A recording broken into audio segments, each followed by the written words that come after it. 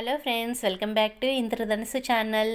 ఈరోజు మీకు చాలా టేస్టీ, హెల్దీ, ఒంటికి కంటికి ఎంతో మంచిదైన కరివేపాకు పచ్చడి, అది కూడా కరివేపాకు చిగురులతో ఏమేమి ఇంగ్రీడియంట్స్ వేసి చేస్తానో చూద్దురు. కానీ ముందుగా అయితే కరివేపాకు చిగుర్లు వర్షాలు పడి చక్కగా చిగురిస్తూ ఉంటాయి కదా, అలాంటప్పుడు కరివేపాకు చిగుర్లన్నీ చక్కగా తీసుకొని ముదురులు ఏమన్నా కాడలు ఏమన్నా ఉంటే తీసేసుకొని శుభ్రంగా కడిగి తడి లేకుండా ఆరబెట్టేసుకోండి.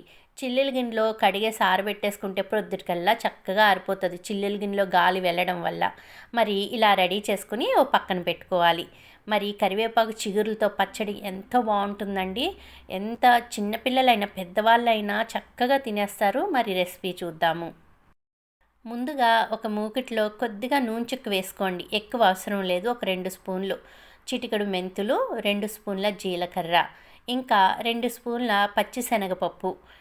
శనగపప్పు అంటారు కదా, పీస్ పప్పు కాదండి, మనకి శనగలు ఉంటాయి కదా, శనగపప్పు అంటారు, ఆ పప్పు తీసుకోండి.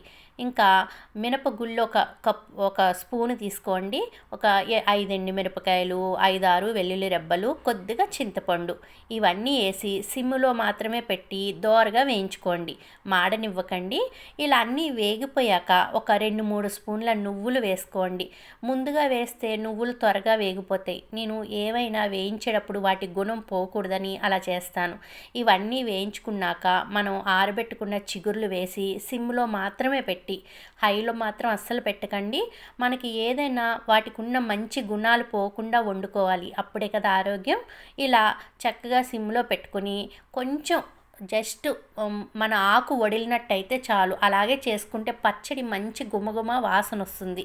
ఇప్పుడు ఇలా వేయించి పక్కన పెట్టాక మిక్సీ జార్లో హిమాలయ సాల్ట్ ఒక స్పూన్ వేసుకొని మనం వేయించుకున్నవన్నీ అందులో వేసుకొని, ఇంకా ఇందులో నేను 1/2 స్పూను ధనియాల పొడి వేసుకుంటున్నాను, బెల్లం పొడి 1 స్పూన్ వేసుకుంటున్నాను. ధనియాలు ఉన్నవాళ్ళు మనం వేయించుకున్న దాంట్లోనే 1 స్పూను ధనియాలు వేసుకోండి. ఇలా మిక్సీ చేసుకొని పోపు వేసుకుంటే అద్భుతంగా ఉంటుంది. వేడి వేడి అన్నంలోకి చాలా బాగుంటుంది. లైక్ చేయడం మర్చిపోకండి.